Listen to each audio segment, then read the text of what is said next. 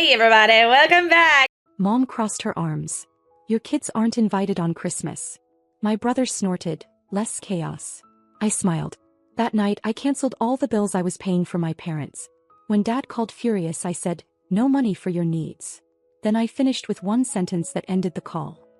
Last Christmas, my mother crossed her arms and said it like she was announcing a royal decree. Your kids aren't invited this year. Just like that. No explanation. No hesitation. My brother snorted. Less chaos. I smiled. But it wasn't the kind of smile that means agreement. It was the kind that shows you've finally made a decision. They didn't realize what they'd just done.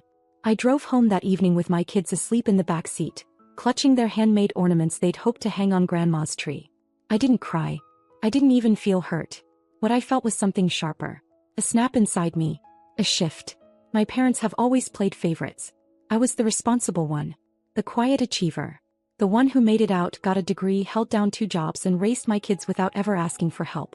My brother Mark was the charming disaster. Lost jobs, short temp gigs, and somehow still the favorite. They bailed him out when he wrecked his car, paid his rent for a year, even helped him with a down payment when he bought a house he couldn't afford. Me. They never offered. I never asked. But when Dad got laid off 3 years ago and things got tight, I stepped in. Quietly. Paid their utility bills. Put them on my cell phone plan. Covered their car insurance. Helped them with groceries. I didn't do it for recognition. I did it because they're my parents, and they never said thank you. I told myself I didn't need them to. But when my own kids got treated like second-class citizens in the family, left off group texts, forgotten at birthdays, and now banned from Christmas, I realized they didn't just take me for granted. They looked down on me. That night, after putting the kids to bed, I sat at the kitchen table with my laptop. No wine. No music. Just me and a sudden very clear resolve. First the electric bill. Cancelled. Then the gas. Cancelled. Cell phone service. Gone. Car insurance. Off my policy. They would find out when they tried to use things. I didn't warn them. I didn't owe them that. The next morning around 8 a.m. my dad called. I watched the phone buzz on the counter while I packed the kids' lunches. Then I answered. What the hell is going on? We don't have power. And the phones are dead. I said, no money for your needs. Silence. Then the storm. He yelled about loyalty. About family. About betrayal. I let him go on. When he finally stopped, breathing heavy, I gave him one sentence. Let's see how peaceful your Christmas feels without heat or internet. I hung up. For the first time in years I felt calm. Not because I hurt them, but because I finally stopped letting them hurt me. 2 days after I shut everything off, I heard through my aunt that my parents were staying with Mark. Apparently the power company wanted the full balance paid to reconnect the electricity, and their phones were still dead. My mom told Aunt Patty that it was just a hiccup, and that everything would be sorted out by the weekend. She even claimed they'd chosen to go to Mark's for a change of scenery. Right. A change of scenery that just so happened to involve no heat, no internet, and no working phones. Then the group text came in. Grace, we need to talk. This is ridiculous. You're punishing us for setting a boundary. Let's be adults. I didn't respond. Not because I didn't have something to say. I had plenty. But this wasn't just about Christmas anymore. This wasn't even about my kids. This was about everything that had been building for years. It was about how they'd quietly expected me to play the role of the responsible daughter with an endless wallet. How I was supposed to pay, nod, smile, and take the crumbs of approval they gave me like it was a feast. Mark never got that treatment. He was the struggler. The late bloomer. And every time he failed, it became everyone else's job to cushion the fall. My parents gave him money, excuses, a place to land, and apparently they gave him more than that.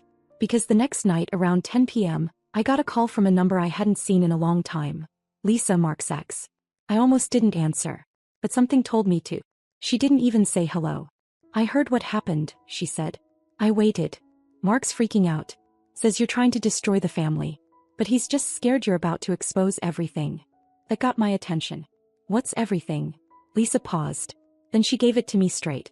The money I was sending my parents for their car? The insurance? The groceries? It wasn't going to them. At least not all of it. The car I thought belonged to my dad? It was in Mark's name. He told our parents it was a temporary thing for insurance purposes. Then he told me it was their car and I helped with the payments. I was basically paying for his vehicle. The phone plan? Same deal. My parents gave him one of the lines. He used it to call clients for his side hustle, which according to Lisa, was mostly him trying and failing to flip cheap electronics. But the worst part? Apparently, when my parents asked for help with groceries a few months ago, Mark was the one who went shopping. He'd take the money from me, buy half the items, pocket the rest, and tell them I was tight on cash. And they believed him. Lisa sent me screenshots of texts, recordings, even a photo of Mark's spare room, where my dad was now sleeping on a mattress on the floor. She didn't do it to be helpful. She did it because she wanted to watch him burn. I sat in silence for a long time after the call. It all made sense. Why he laughed when my mom said the kids weren't invited. Why he never pushed back when they were cold to me. He liked being the only one around them. He liked watching them lean on him. He liked what it looked like, that he was finally the one taking care of them. But none of it was real. The next morning I got another message from my parents. Mark's been asking us for money. We thought you were helping us this whole time. Can we talk? We're really confused.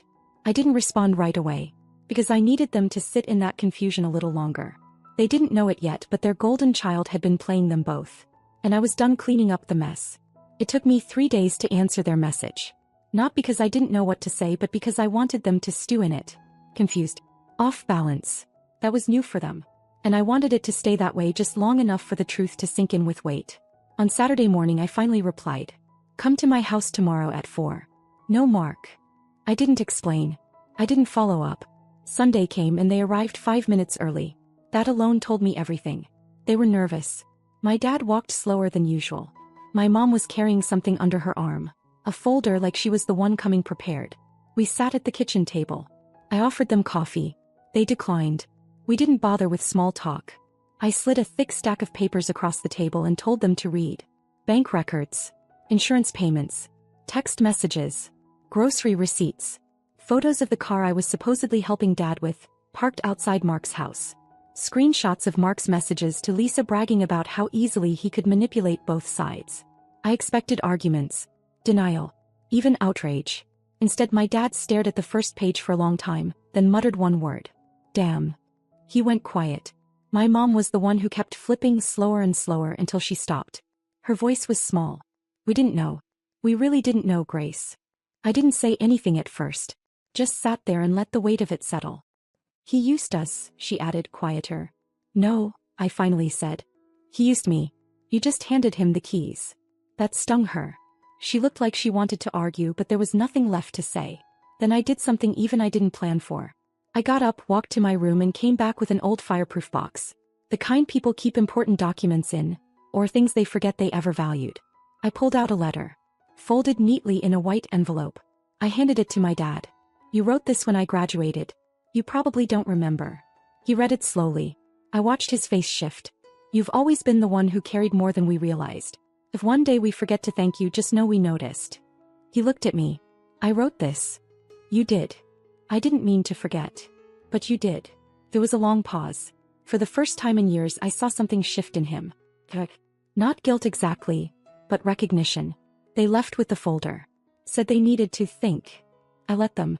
But then something happened I didn't expect. That night I got a Venmo request. From Mark. $980. Label, family repairs. Don't make this harder than it is. I stared at it for a second, then laughed. Not because it was funny, but because he still thought he was untouchable. That I'd fold. That I was still the same Grace who kept the peace. I took a screenshot, posted it in the old family group chat, and wrote, "Here's your golden boy. Thought everyone should see this." 2 people left the chat within minutes. My cousin messaged me privately and said, "We've all known for a while. You just finally lit the match." I didn't reply. The truth was out now. And Mark had no idea what was coming next. Mark showed up at my parents' house the next morning, uninvited, full of fake concern and half-baked explanations. I wasn't there, but Aunt Patty was. She called me that night, couldn't wait to tell me how it played out. He walked in like he was about to do damage control, she said. But your mom already had the folder open on the table. Apparently he acted confused at first. Said the documents were fake. Claimed Lisa doctored everything to make him look bad. But when my dad pulled out the car insurance papers with Mark's name on the title and my payment history from my account, the room changed. Mark tried to pivot fast. Said he was just helping them manage things. Said it was me who offered to take on those bills, that he didn't even know I thought they were doing it directly. Then he made his mistake. He said, "Why would I scam you guys when Grace is the one with money?" And just like that it shifted. That sentence, not an apology, not a denial, but an entitlement. Like it was still my job to fund all of it. Like he wasn't even sorry. That was when my mom got up and left the room. According to Patty, she didn't say a word. Just stood and walked to the back porch. Stayed out there for half an hour. Later that night, I got a text from my mom. I owe you more than one apology. I'm not ready to say all of it yet. But I know we were wrong. She'd never sent anything like that in my entire life. Not even close. That same evening, Mark texted me too. What are you trying to do? Turn everyone against me? You're playing a dangerous game. I didn't reply. Instead, I forwarded it to my parents. The next day, I got a message from my dad. Just one sentence. We've told Mark he's no longer welcome in the house for now. I read it twice. They'd actually done it. But the fallout didn't stop there. 2 days later, I got a call from Lisa again. She said Mark was calling around trying to crash with old friends, even asking to borrow money from her. Again. She told him no. Told him she knew what he did. And then she told me something I hadn't known. Mark had been skimming from my dad's old retirement payout. When he first moved back into town, my dad cashed out a portion to help get him started. But he never told my mom how much it really was. Mark convinced him to put the money in a joint account, just for a little while. It had been drained within 6 months. Lisa had seen the statements. My mom hadn't. I told her. I sent her screenshots. And 2 hours later, my mom called. She didn't ask if it was true. She didn't even cry. She just said, "We're going to fix this. I don't know how yet, but I want to try. If you'll let us." It was quiet on my end for a while. Then I said, "You can start by inviting my kids to Christmas." He didn't hesitate. They're already on the top of my list. The invitation came in a red envelope, hand-delivered by my mom on a rainy Tuesday afternoon. I didn't even hear her knock. She just left it wedged in the front door like she couldn't decide if she wanted to stay or leave before I opened it. My kids were the ones who found it. They tore it open before I could even blink. Inside was a handwritten card. Not just to me, to them. My mom had written both of their names in big looping letters, and underlined the words, "We miss you so much." It was signed Grandma and Grandpa in silver ink. She didn't ask for forgiveness. She asked for a chance. My daughter looked up at me and asked, "Are they being nice again?" I said, "We'll see." Because that's the truth. People can change, but they have to stay changed for it to mean anything. In the days leading up to Christmas, I saw something in my parents I hadn't seen in years. Effort. Not money. Not performance. Real effort. My mom called to ask what time the kids go to bed now. My dad dropped off a toolbox for my son's science project. Said nothing when my son picked the purple paint. There were no lectures. No judgments. They were quiet. They were listening. I won't pretend it healed everything. But it was a start. And of course that's when Mark made his move. Christmas Eve, 10:13 a.m. My phone rang. Unknown number. I didn't answer. Then it rang again. Same number. And again. 4th time I picked up. It was Mark. "Enjoying your little reunion?" I didn't respond. He kept going. "You think this is permanent? You think they chose you? Please. They're just embarrassed. I give it 2 months before they're crawling back to me." Then his voice dropped. "I can still make them see who you really are." I didn't even flinch. "You already did," I said. "They saw." He hung up. I thought that was it. But I underestimated how petty he could be. 2 hours before dinner, my mom called again. "Grace," she said, "Mark showed up here." She sounded calm. Too calm. Said he had gifts for the kids. We let him in. But there were no gifts. Instead, he handed them 2 boxes wrapped in tissue paper, and inside were old photos of me. College parties, an ex I'd rather forget, and one photo where I was clearly crying in a stairwell, taken without my knowledge. He said I was manipulative, controlling, that I had always been good at playing victim. But what he didn't expect was that they didn't believe him. Not anymore. My mom told me she walked right into the kitchen, picked up the 2 boxes and put them in the trash. No hesitation. My dad stood up and said the same words he'd once used to kick Mark out when he was 19. "You come into this house to divide it, you leave without a key." He didn't even argue. Just walked out and slammed the door behind him. When we arrived for dinner that night, the house looked nothing like last Christmas. The table was set for 6. 3 stockings hung for my kids, each with a little note from my parents tucked inside. Things like, "Your laugh is my favorite sound," and, "I'm so lucky to be your grandpa." No one mentioned Mark. Not even once. He wasn't just uninvited this time. He was irrelevant.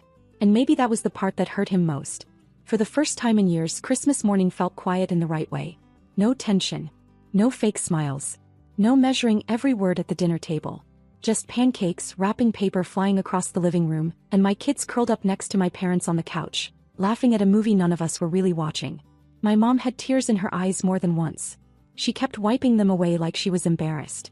At one point she just leaned over and whispered, "I didn't realize how much I'd missed this." And she meant it. We didn't talk about Mark. None of us brought him up.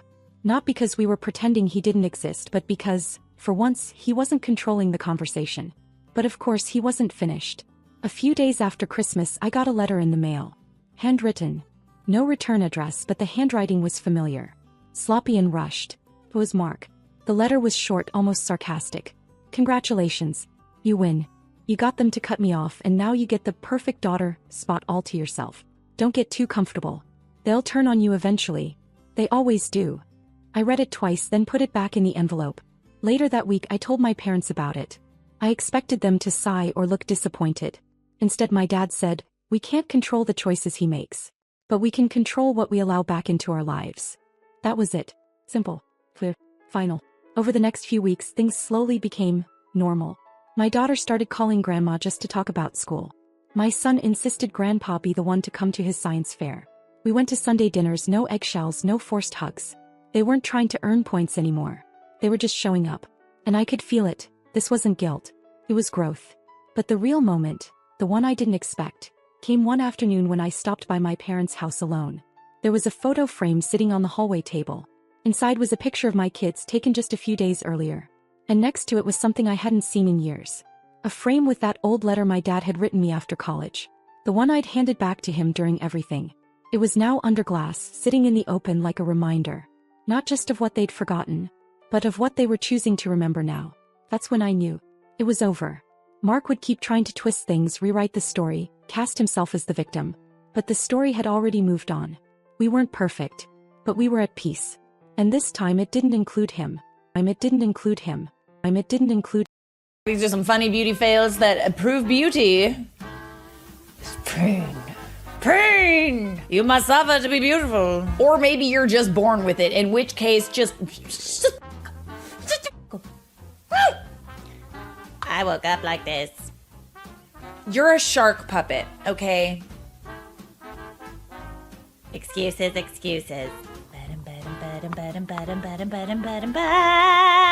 You're ugly. I got me a BBL off Amazon, and you know, just for giggies, like just for gigs or whatever. It's looking like an egg. It's very much vacuum packed and sealed, so we're gonna open her up. She is from China, beautiful, gorgeous, foreign, exotic, thick queen. Okay, so, okay, so it comes with two little pads, little pooty pads, and then it comes with some shorts. So we're gonna try her on. Hold on. Wait!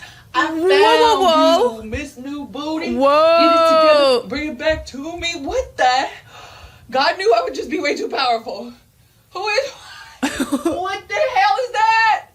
What the? You're freaking kidding me. I would just be too powerful.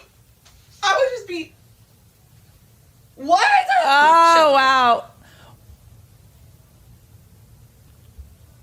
Are you out here freaking looking like a shelf? Oh man. Oh, that is God would have me like this, tempting. it just would have been too much. It just would have been too much. What the? Look like a donkey. Looking like a donkey. I can knock people out with this thing, okay? What the hell? I would